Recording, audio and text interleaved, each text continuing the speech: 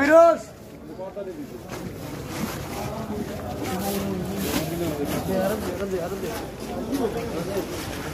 যে জামাল ভাইয়া গত কয়েক মাস আগে দেখছি গাঢ় মানুষ অনেক সব ভরা।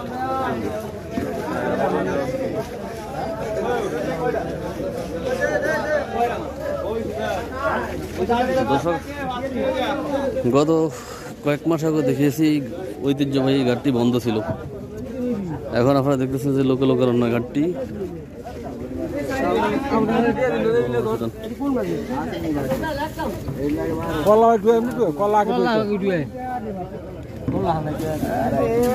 দেখিস কাকা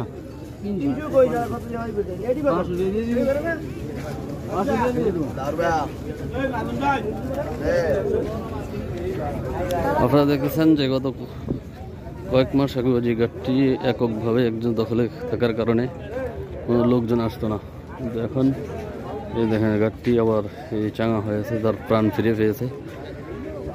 বলছিলাম দৌলত খান ঐতিহ্যবাহী চকিঘাট ঘাটের কথা।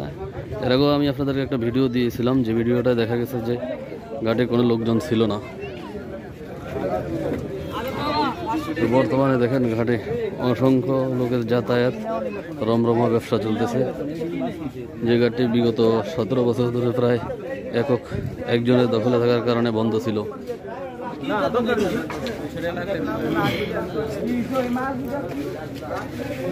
একজন দখল করে খাওয়ার কারণে যে ঘাটটি একবারে নিঃস্ব হয়ে গিয়েছে, এলাকা ঘাটটার পরিস্থিতি হারিয়েছে সারা দেশ থেকে।